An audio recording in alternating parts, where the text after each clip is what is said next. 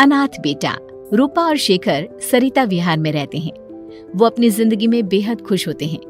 दोनों का शौर्य नाम का एक बेटा भी होता है, जिस पर दोनों ही अपनी जान छिड़कते हैं। शेखर, अब तो आप शौर्य को अपनी गोद से नीचे उतार दीजिए, उसके सोने का टाइम हो रहा है। नहीं रूपा, इसे मेरे पास ही रहने दो प्लीज। मैं थोड़ी देर में इसे बिस्तर में सुला दूंगा। लेकिन कल सुबह आपकी ऑफिस में मीटिंग भी तो है ना, और इसके लिए आपको कल जल्दी भी तो निकलना होगा। जाइए, आप भी जाकर सो जाइए। क्या यार, अभी तो मेरी गोद में आया था मेरा बेटा और तुम उसे लेकर जा रही हो। बाद में कर लेना अपने बेटे से प्यार, अभी जाकर सो जाइए। रूपा शेखर से शौर्य को ले रही होती है कि तभी शौर्य रोने लगता है। शौर्य को रोता देखकर रूपा उसे फिर से शेखर को थमा देती है। आपका बेटा ना एक नंबर का नौटंकी है, बिल्कुल आप पर गया है वो। साफ बोलो ना, तुम्हें जलन होती है हम दोनों बाप बेटे का प्यार देखकर। पहले बड़ा तो होने दो तुम शौर्य को, फिर देखना वो सबसे ज्यादा मुझे ही प्यार करेगा। देखते हैं। ऐसे ही दिन बीतते चले जाते हैं और एक दिन कैंसर की बीमारी के चलते रूपा की मौत हो जाती है। अब शौर्य 3 साल का हो चुका होता है, जिसके कारण उसकी दादी शेखर पर दूसरी शादी का दबाव बनाने लगती है। शेखर, शौर्य अभी बहुत छोटा है और उसे इस समय एक माँ के प्यार की बहुत जरूरत है। माँ, मुझे दूसरी शादी नहीं करनी। क्या पता जो दूसरी औरत आएगी वो मेरे बेटे को एक माँ का प्यार दे या ना दे। तो रूपा की छोटी बहन वैशाली से ही शादी क्यों नहीं कर लेता? वो तो शौर्य को एक माँ का प्यार पूरा दे सकती है ना। मैंने कहा ना माँ, मुझे दूसरी शादी नहीं करनी, और अपनी ही पत्नी के बहन से तो हरगिज नहीं। ऊपर से अगर रूपा देख रही होगी तो वो क्या सोचेगी? अपने लिए ना सही, लेकिन तुझे शौर्य के लिए तो शादी करनी ही पड़ेगी ना बेटा।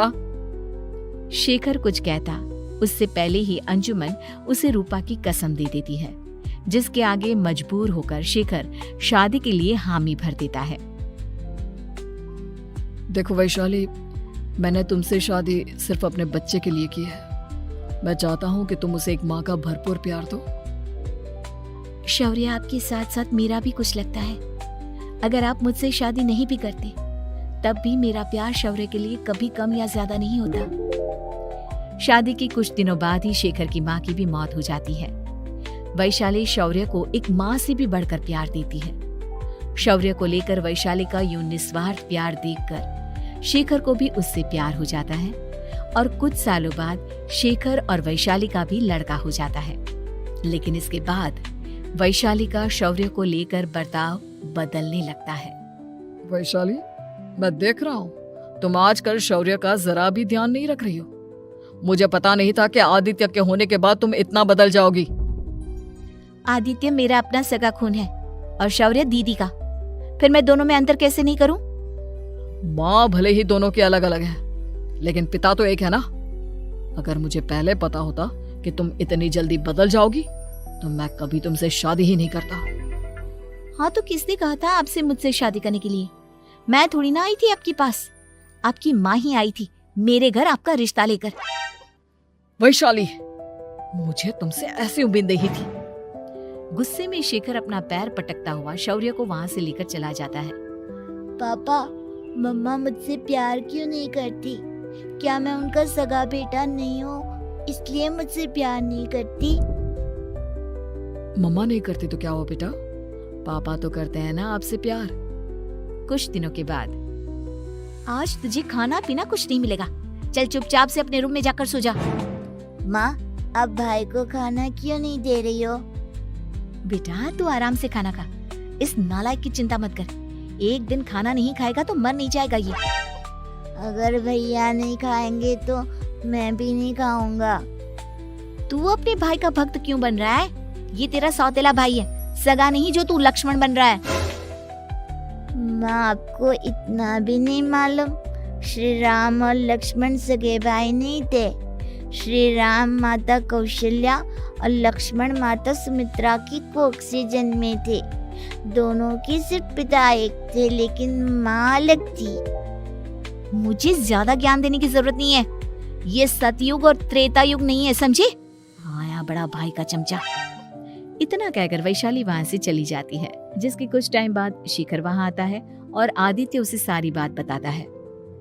मुझे माफ कर दो शौर्य, तुम्हारी माँ के जाने के बाद मुझे दूसरी शादी का फैसला करना ही नहीं चाहिए था। अगर मैं दूसरी शादी नहीं करता तो शायद आज तुम्हारी ये हालत ना होती। नहीं पापा, अगर आप शादी नहीं करते तो मुझे आदित्य जैसा छोटा भाई कभी नहीं मिलता। थैंक यू मुझे इतना अच्छा भाई देने के लिए। तुम दोनों हमेशा ऐसे ही साथ रहना, फिर कोई भी तुम दोनों का कुछ नहीं बिगाड़ पाएगा। चलो मैं तुम दोनों को आइसक्रीम खिला कर लाता हूँ, बहुत भूख लग रही है ना। शिखर शौर्य और आदित्य को आइसक्रीम दिलाने लेकर जाता है। वो दोनों को पार्क में खड़ा करके आइसक्रीम लेने जा ही रहा होता है, तभी तेज रफ्तार से आती हुई एक गाड़ी उसे कुचल देती है और उसी पल शेखर की मौत हो जाती है। जिसके बाद शौर्य की जिंदगी नर्क से भी बदतर हो जाती है। सुन रे चिरकुट, इस घर के किसी भी सामान को मेरी मर्जी के बगैर हाथ मत लगाना। इन सब पर अब तेरा कोई हक नहीं है, समझा? ठीक है माँ, मैं आपकी इजाजत के बगैर किसी चीज को हाथ नहीं लगाऊंगा। चल जाकर अब पूरे घर की सफाई कर। महज 7 साल का शौर्य वैशाली के कहने पर अपने नन्हे नन्हे हाथों से पूरे घर की सफाई करने लगता है। ऐसे ही दिन बीतने लगते हैं, लेकिन मासी से माँ बनी वैशाली को उस मासूम से बच्चे पर जरा भी तरस नहीं आता। क्यों शौर्य, ये घर में इतनी गंदगी कैसे हो रही है? ढंग से सफाई नहीं की है क्या तूने? माँ मैंने तो अच्छे से सफाई की थी, लेकिन आदित्य बार बार इधर उधर चलकर गंदा कर देता है। अच्छा, खुद से एक काम ढंग से नहीं होता और अपनी गलतियों का जिम्मेदार मेरे बेटे को ठहराता है। इतना कहकर वैशाली बांस का डंडा उठाकर शौर्य को जोर जोर से मारने लगती है। तभी वहां वैशाली के मायके वाले भी आ जाते हैं और उसकी सारी करतूतें देख लेते हैं। माँ मैं ऐसा क्या करूं जिससे आप मुझे भी आदित्य के जितना प्यार करोगी? बोलिए ना माँ, मेरे क्या करने से आपके अंदर मेरे लिए ममता जागेगी? वैशाली शौर्य की एक नहीं सुनती, उसके ऊपर डंडे बरसाती जाती है। हद पार होते देख वैशाली की माँ उसका हाथ पकड़ती है और जोर से उसे थप्पड़ मारती है। यही सब करने के लिए तूने दामाद जी से शादी की थी? हमने सपने में भी तुझसे ऐसी हरकत की उम्मीद नहीं की थी। तू माँ नहीं, माँ के नाम पर एक धब्बा है। बस कीजिए माँ, आदित्य के इस दुनिया में आने से पहले मैंने इसे बहुत प्यार किया था, लेकिन अब जब मेरी खुद की औलाद है तो मैं किसी और के बच्चे से प्यार क्यों करूं? अरे नालायक औरत, जिसे तू किसी और का बच्चा कह रही है वो तेरी खुद की सगी बहन का बच्चा है। बहन है तो क्या हुआ, मेरे अपने बच्चे से बढ़कर तो नहीं हो सकता ना ये कभी। अगर यही बात थी तो तू हमें पहले बता देती, हम शौर्य को अपने साथ ले जाते। उसे इस तरह प्रताड़ित करने की क्या जरूरत थी? अगर आपको लेकर जाना है ना तो ले जाइए इसे, मैं नहीं रोकूंगी। नहीं माँ, मुझे कहीं नहीं जाना, मुझे आपके साथ ही रहना है। मैं तेरी कोई माँ बाबा नहीं हूँ, तेरी माँ मर चुकी है, समझा? अब निकल जा मेरे घर से। माँ अब बहुत गंदी हो, मुझे भी नहीं रहना आपके साथ, मैं भी भाई के साथ ही जाऊंगा। अरे तू क्यों जाएगा, तू तो मेरा सगा बेटा है, जाने दे इसे। हम यहाँ ऐश से रहेंगे, तुम्हारे पापा बहुत सारी जमीन जायदाद छोड़ गए हैं तुम्हारे लिए। नहीं माँ, मुझे भाई के साथ जाना है। आप अच्छी नहीं हो, आप बहुत बुरी हो, आप भाई को बहुत परेशान करती हो। देख वैशाली, तुझसे ज्यादा समझ तो इस मासूम बच्चे में है। ये तेरे बुरे कर्मों का ही नतीजा है जो आज तेरी सगी औलाद खुद से तुझे ठुकरा रही है। आदित्य, तुझे इस शौर्य ने भड़काया है ना मेरे खिलाफ?